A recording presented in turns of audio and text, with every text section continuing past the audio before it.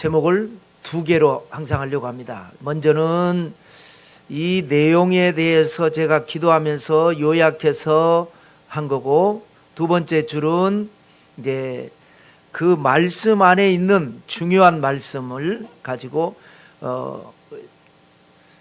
이사야서는 주로 말씀에서 제목을 뽑았죠. 그런데 요한복음에서는 이렇게 두 가지 제목으로 하려고 합니다. 따라서 해보십시다. 메시아 대헌장, 태초에 말씀이 계시니라. 이런 제목으로 말씀 나눌 때에 은혜가 되고 복이 되시기를 주님의 이름으로 축원합니다. 자, 지금까지 우리는 이사야서를 공부를 했습니다. 66개 장을 장별로 말씀을 나눴습니다. 오늘부터는 요한복음을 공부하려고 합니다. 자, 지금까지 우리가 공부했던 이사야서의 특징이 있다면 여러 가지가 있겠지만 그 중에 가장 핵심 특징은 바로 메시아 예언입니다. 예수님 오시기 약 700년 전에 이사야가 그야말로 조목조목 아주 디테일하게 메시아에 대해서 예언을 했습니다. 자, 그래서 메시아 예언을 공부를 했으면 그 메시아 예언이 성취된 말씀을 우리가 이제 공부를 할 시간입니다. 그 성취가 바로 사복음서입니다. 마태복음, 마가복음, 누가복음, 요한복음. 자, 그래서 네 복음서 중에서 어떤 말씀을 할까라고 할 때에 사복음서 중에서 마태, 마가, 누가 세 복음서를 공관복음이라고 합니다. 공관이라는 게 뭐냐? 같은 관점에서 봤다. 그래서 마태복음은 예수님은 어떤 분이냐? 유대인의 왕으로 오신 분이다. 물론 이제 하나님이시지만 강조를 유대인의 왕으로서 오셨다. 강조를 하나님이 아니다 이런 건 아니고요. 강조를 유대인의 왕으로 오셨다. 마가복음은 고난받는 종으로 오셨다. 누가복음은 인자, 우리의 선한 이웃, 우리와 함께하는 그런 친구로 오셨다. 관점이 왕, 종, 친구 다른 것 같아도 결국은 뭐예요? 사람을 강조한 거죠. 사람. 그런데 요한복음 뭐냐? 철저하게 하나님이시다 라고 강조를 한 겁니다. 그래서 요한복음을 가지고 우리가 공부를 하는 게 좋겠다. 기도 중에 오늘 공부합니다. 그리고 이사야서는 한 장이 같은 주제예요. 같은 내용입니다. 그래서 장별 강의를 했습니다. 아무리 길어도 막 50몇 절, 70몇 절이 있어도 그걸 요약하고 줄여서 한 장을 강의를 했는데, 요한복음은 한 장 안에 주제가 다르고 사건이 다르고 내용이 다른 경우가 많이 있습니다. 그래서 그를 내용별로 주제별로 나눠서, 그래서 1장은 세 가지 내용이 있습니다. 그래서 오늘은 첫 번째 내용 1절부터 18절까지인데 길어서 5절까지만 읽은 것입니다. 자, 먼저 요한복음 20장 31절 말씀을 읽어볼 필요가 있습니다. 요한복음의 끝부분이죠. 읽겠습니다. 오직 이것을 기록함은 너희로 예수께서 하나님의 아들 그리스도이심을 믿게 하려 하며 또 너희로 믿고 그 이름을 힘입어 생명을 얻게 하려 함이니라. 요한이 요한복음을 기록한 목적이 뭐라고요? 두 가지로 여기 말을 했죠. 첫 번째 목적은 뭐냐? 예수님이 하나님이신 것, 하나님의 아들 그리스도이신 것을 믿게 하려고 내가 이걸 쓴 거다. 또 하나는 뭐냐? 믿고 그 이름을 믿고 그 이름을 힘입어서 생명을 얻게 하려고 하는 것이다. 믿게 하려고 하는 것이다. 생명을 얻게 하려고 하는 것이다.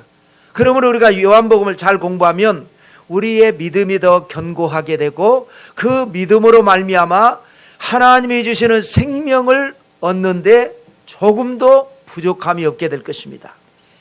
자, 그래서 오늘 첫 내용이 바로 메시아 대헌장, 마르나 카르타라고 하죠. 아주 그 문서가 보통 글이 아니고 대단한, 그래서 엄청난 내용이다. 이거를 강조한 내용이 됩니다. 하늘로 말하면 천둥 소리와 같고 그보다 더 장엄하고 땅으로 말하면 사자후보다도 더 강렬한 내용이 이 요한복음 1장 1절부터 18절까지의 내용이 되겠습니다. 18절까지 짧지만 구성이 꼭 논문과 같습니다. 논문은 어떻습니까? 이 내용을 쓰죠. 그리고 그 밑에 뭐가 있어요? 각주를 또 씁니다.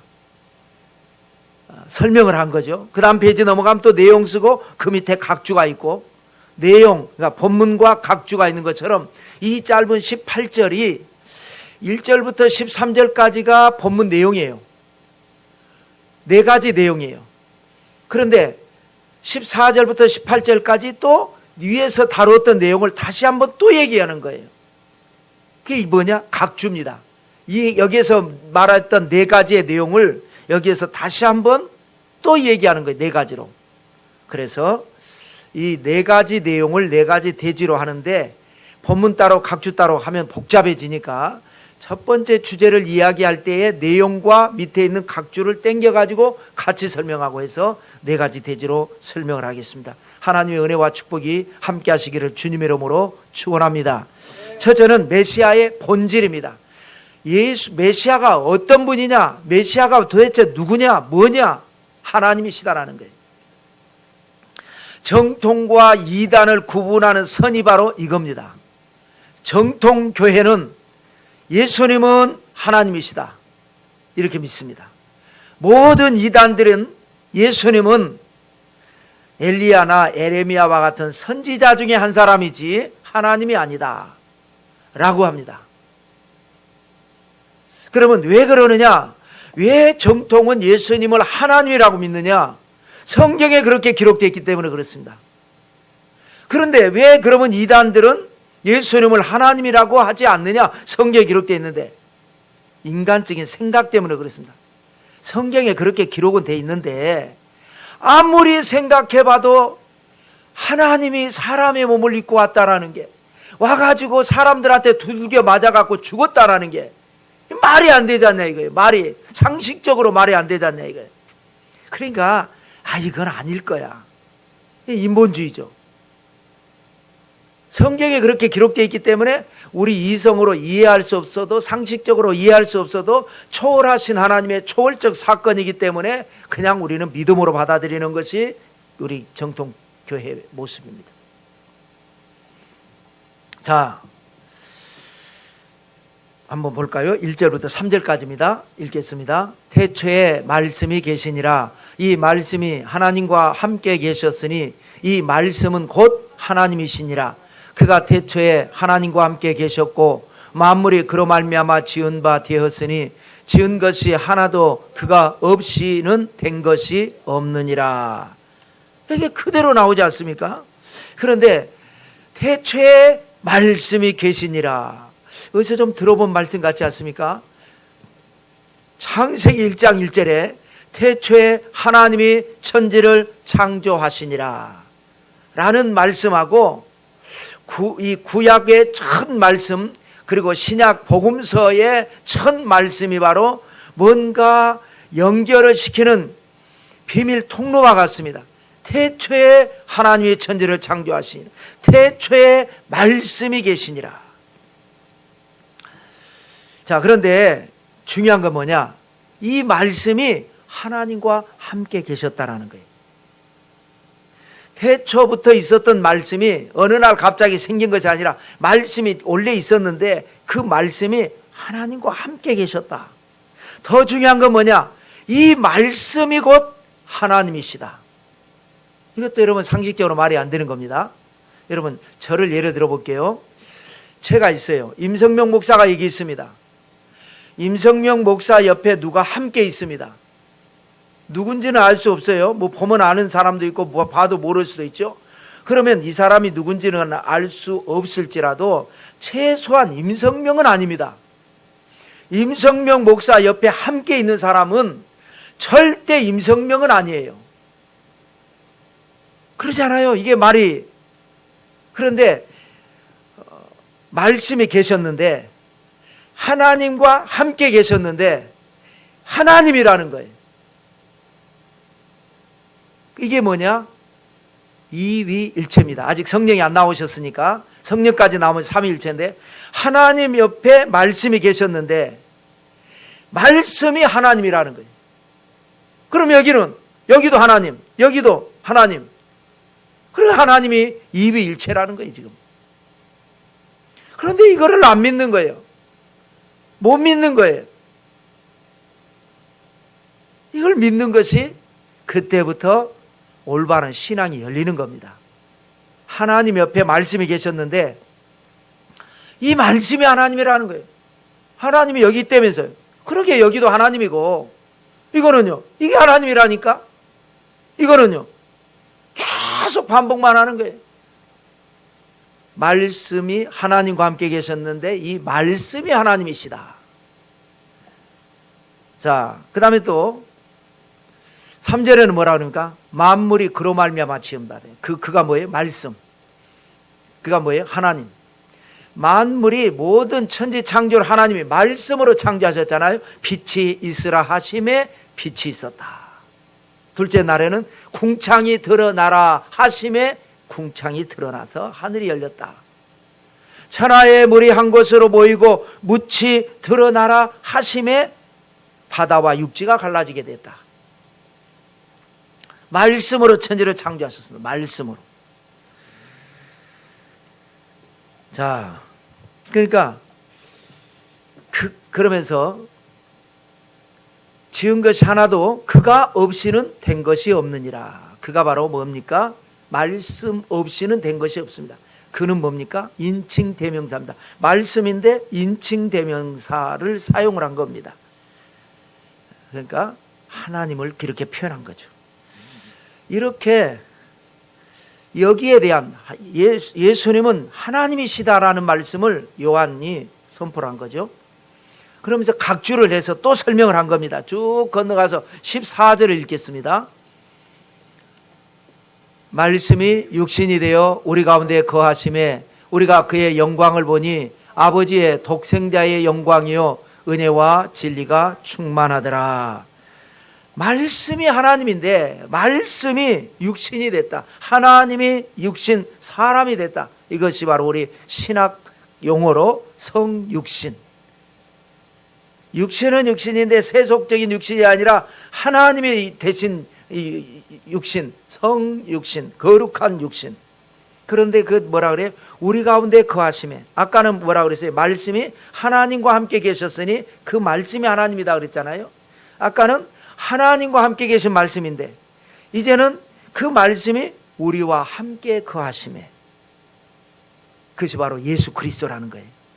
사람을 찾아오신, 사람으로 변화되신, 사람을 구원하기 위해서 사람의 몸을 입고 오신 예수 그리스도. 그리고 보니까 또 우리가 그의 영광을 보니 그랬습니다. 영광을 보니. 영광이 뭐냐? 여러분, 우리는 사람의 얼굴을 보고 판단합니다. 딱 보고 저 사람은 조금 음흉할 것 같아.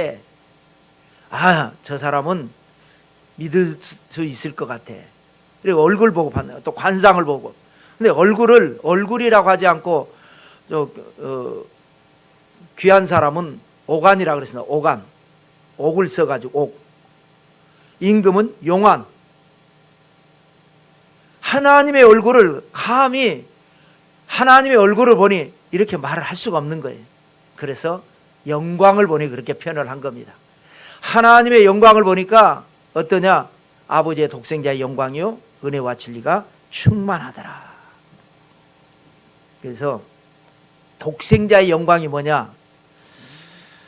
홀로 독자 날생자를 씁니다.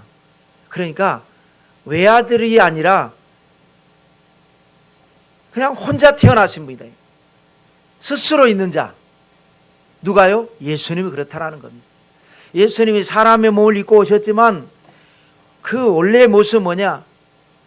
하나님이신 예수님이 사람의 몸을 입고 오셨지만 독생자신, 스스로 태어나신 분, 스스로 계신 야훼죠. 여호와. 그래서 그에게 은혜와 진리가 충만하더라. 은혜는 구약을 말을 하고 은혜는 신약을 말을 하고 진리는 구약을 말합니다. 은혜는 복음적인 것이고 진리는 율법적인 것입니다. 구약과 신약을 통달하는 결국 예수 그리스도를 여기에서 설명하는데, 자, 요한복음 10장 30절 한번 읽겠습니다. 나와 아버지는 하나이니라. 예수님이 이렇게 고백했어요. 이거는 이 소리 듣고 유대인들이 예수님을 돌로 쳐 죽여, 감히 하나님하고 같다라고 동급으로 여긴다 그러는데, 동급인 걸 어떡합니까? 믿음이 없으면 일이 이루어지지 않습니다. 하나님이 오셔가지고, 말씀이 오셔가지고 나와 하나님은 하나이니라. 아멘 할 때에 그때부터 우리 영혼 속에 믿음의 비밀이 열리게 되고, 지혜의 문이 열리게 되고, 깨닫는 은혜가 임하게 되고, 그때부터 능력이 나타나게 될 줄로 믿습니다. 깨닫는 역사가 일어나야 돼요. 자, 두 번째로는 메시아가 본질은 뭔데, 그 본질이 우리에게 과연 어떤 역할을 하는 분인가? 메시아의 역할. 메시아는 어떤 분인가? 사람들의 빛의 역할이라는 겁니다. 하나님에게 어떤 역할이라는 것은 말이 안 맞죠. 하나님은 모든 만물을 다스리신 하나님인데, 하나님을 어떤 역할로 한정하는 것은 말이 안 됩니다.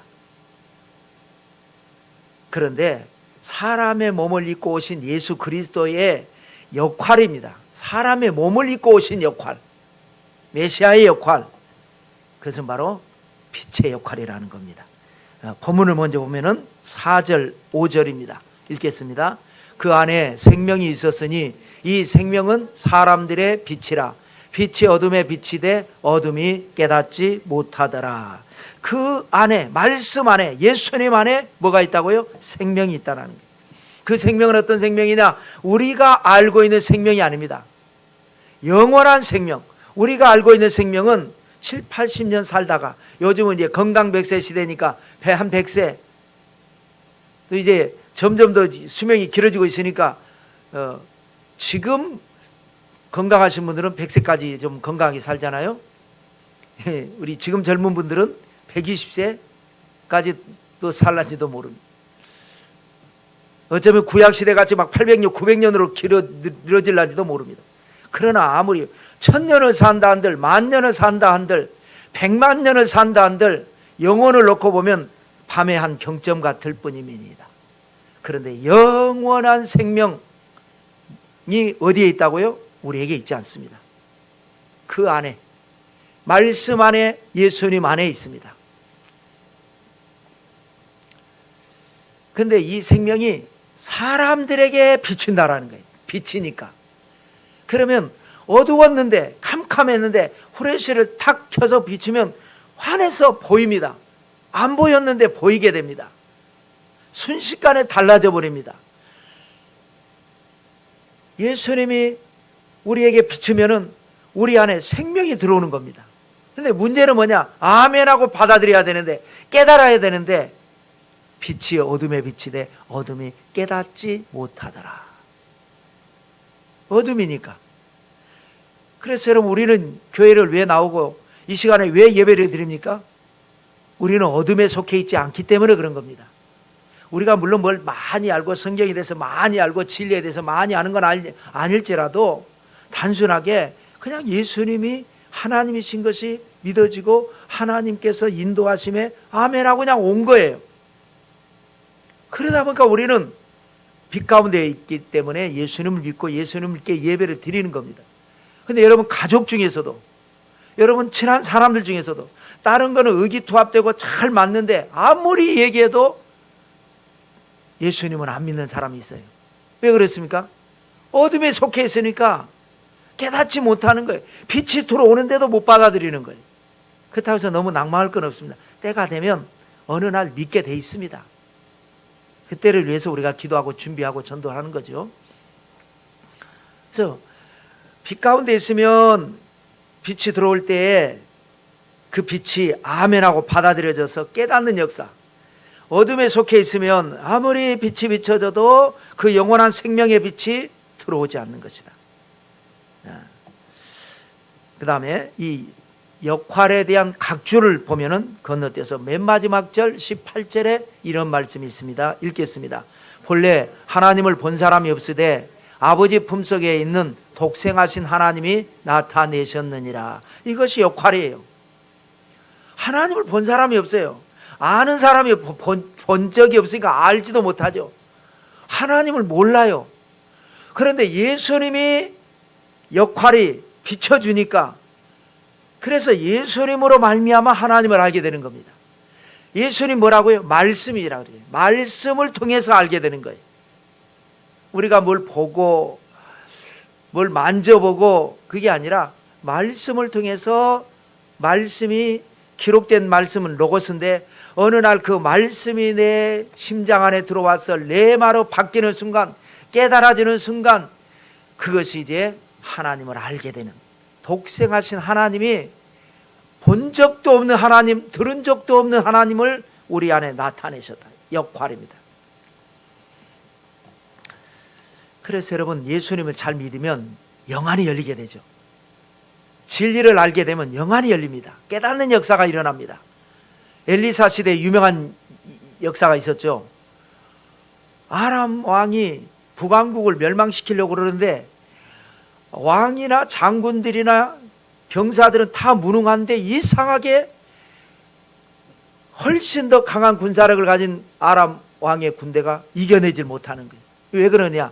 거기에는 엘리사라고 하는 선지자가 있어서 그 선지자가 다 작전 지휘를 하고 피할 길을 피하고 하기 때문에 안 됩니다. 그 엘리사를 먼저 잡아야 되겠다. 그래서 아람 군대가 도단성을 에워쌌을 때에 엘리사 선지자의 사환이 아침에 일어나서 커튼을 떡 제끼고 보니까 병사들이 포위하고 있는 거, 아, 하나님의 사람이여 어찌하오리까 할 때 두려워하지 마라.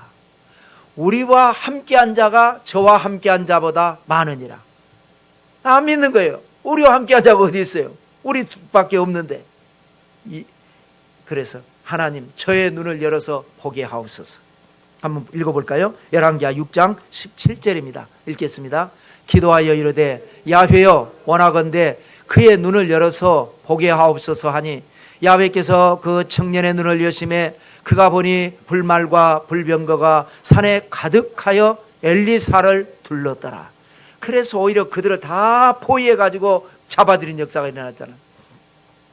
오늘날 여러분, 우리가 인생을 살아갈 때, 사업을 할 때, 생존 경쟁을 할 때에 얼마나 어렵습니까? 그런데 우리가 말씀으로 깨닫고 나면 남이 보지 못하는 것을 보게 되고 남이 하지 못하는 것을 하게 되는 역사, 그래서 기적의 주인공이 되고 승리의 주역이 되는 여러분들 되시기를 주님의 이름으로 축원합니다. 그래서 자꾸 말씀 붙들고 말씀 백독에 도전하자 그러고 말씀을 하는 겁니다. 왜? 말씀이 하나님이니까. 말씀을 제쳐놓고 하나님 믿어보겠다고? 아니죠. 자, 세 번째로는 침례 요한의 증언입니다. 빛에 대하여 증언하는 거죠. 자, 먼저 우리가 알아야 될 것은 요한은요, 성경에, 신약 성경에 세 사람이 나옵니다. 흔한 이름이 있잖아요. 영어로는 존인데 오늘날 우리도 보면 흔한 이름, 저와 같은 임성명이라고 하는 이름은 거의 없습니다. 그런데 흔한 이름이 있잖아요. 그럼 도대체 누구를 말을 하는 거야? 누구를? 이렇게 할 때에 세 사람이니까 우리가 왜 침례 요한이라고 하냐? 침례를 요단강에서 침례 준 요한, 그래서 침례 요한. 그리고 이 요한복음을 기록한 사람이 또 누구예요? 요한. 여기는 그래서 예수님을 따라다니던 제자라고 해서 사도 요한. 그 다음에 마가 요한. 마가 요한은 누구예요? 마가의 다락방. 원래 이름이 요한이에요. 요한. 근데 집안이 마가이니까 마가 요한, 이렇게 분류하는 겁니다. 그래서 지금 사도 요한이 침례 요한에 대해서 지금 얘기를 하는 겁니다. 침례 요한이 예수님에 대해서 말을 한 것을 사도 요한이 침례 요한의 말을 설명을 하고 있는 거예요. 자, 침례 요한의 증언을 6절, 7절, 8절을 읽겠습니다. 하나님께로부터 보내심을 받은 사람이 있으니 그의 이름은 요한이라.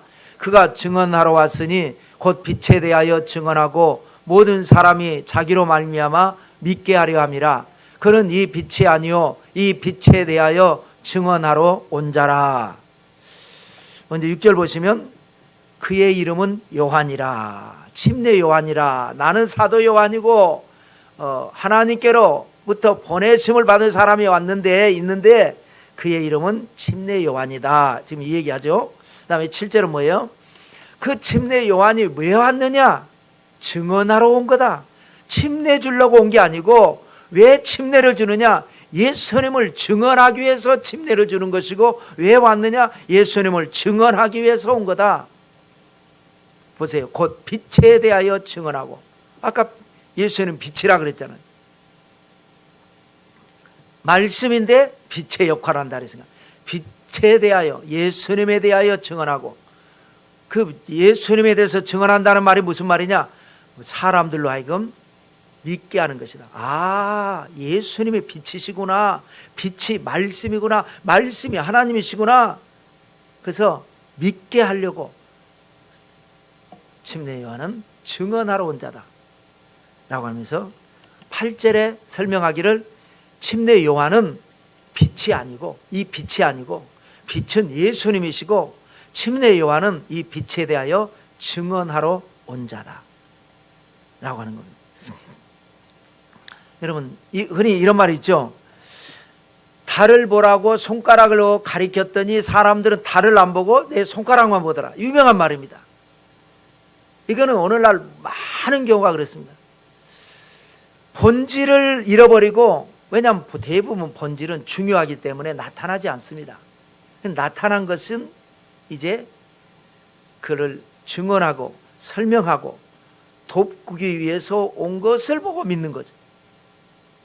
그것을 우리가 잘 믿어야 되는 거예요. 그래서 예수님 시대의 유대인들은요, 세 부류 정도로 우리가 한번 생각을 해볼 수가 있습니다.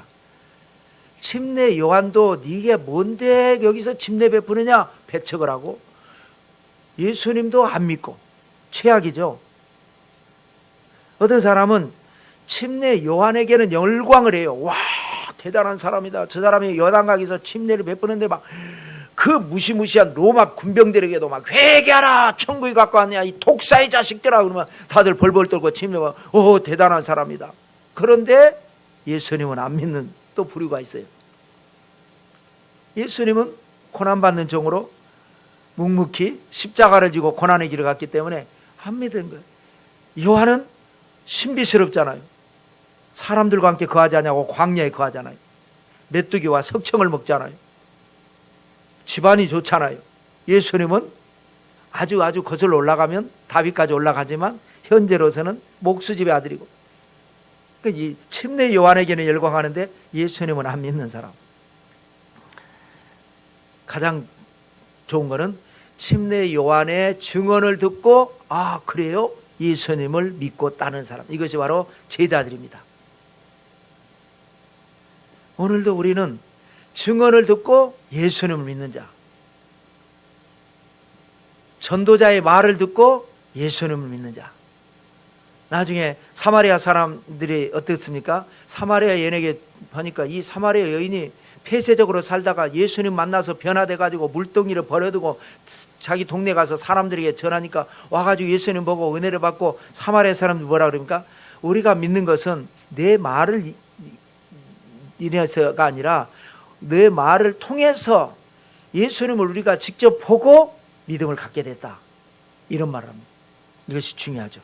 자, 그 다음에 침례 요한의 증언에 대한 각주입니다. 요한복음 15절이죠. 15절입니다. 읽겠습니다. 요한이 그에 대하여 증언하여 외쳐 이르되, 내가 전에 말하기를 내 뒤에 오시는 이가 나보다 앞선 것은 나보다 먼저 계심이라 한 것이 이 사람을 가리킴이라 하니라.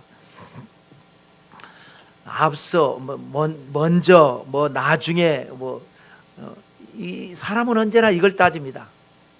네가 먼저냐, 내가 먼저냐. 서열 따지고, 계급 따지고, 이게 따집니다.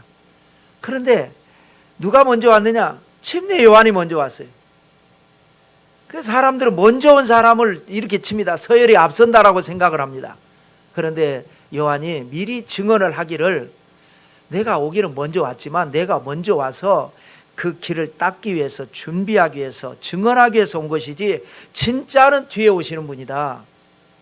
못나서 뒤에가 아니라 내가 앞서 와서 준비하는 것이다.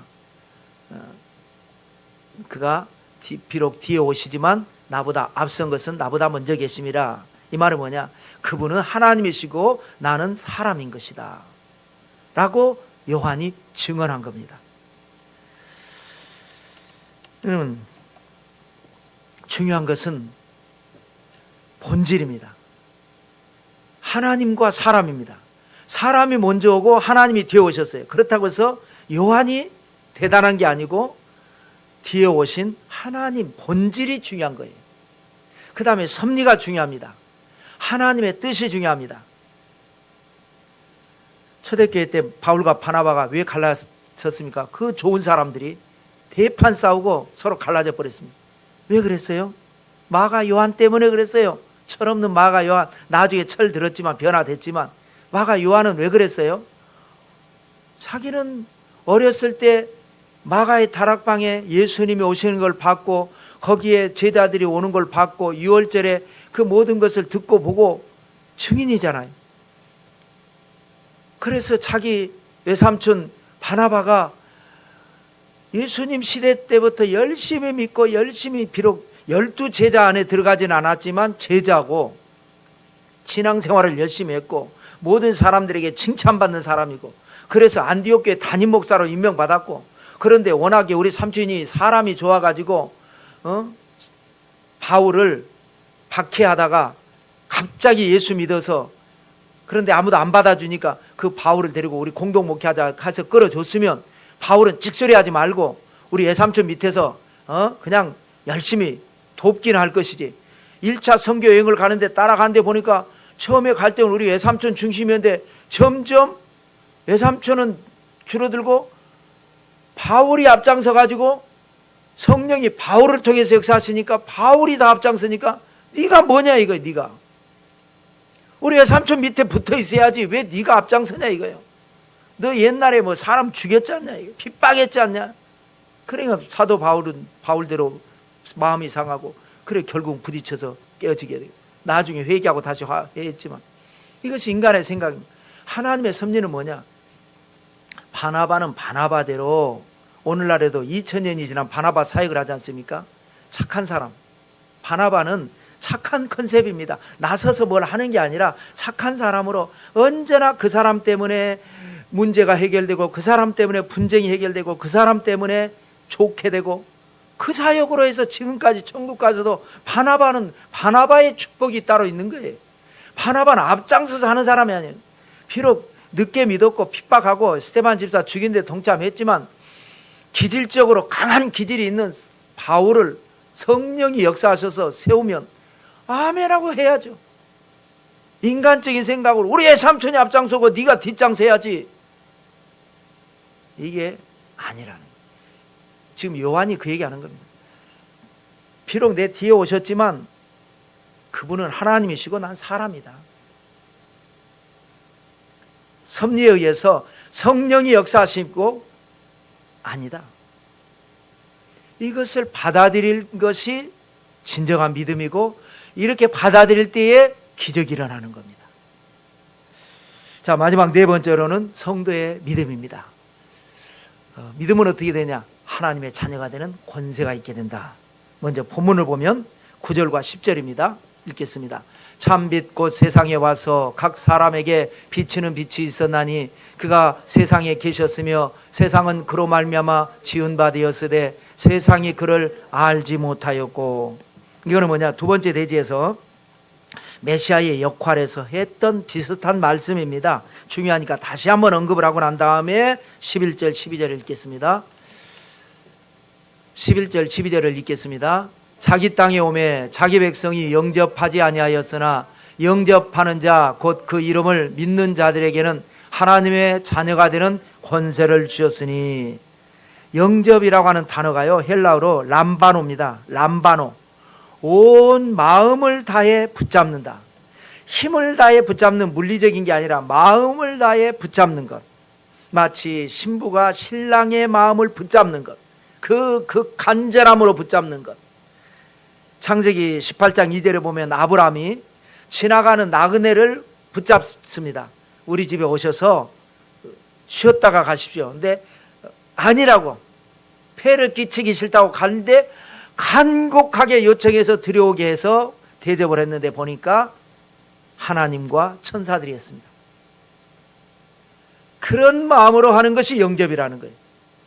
우리가 예수님 믿는 게 뭐냐? 영접하는 신앙, 영접신앙이라는 겁니다. 그럴 때에 하나님의 자녀가 되는 권세가 있다.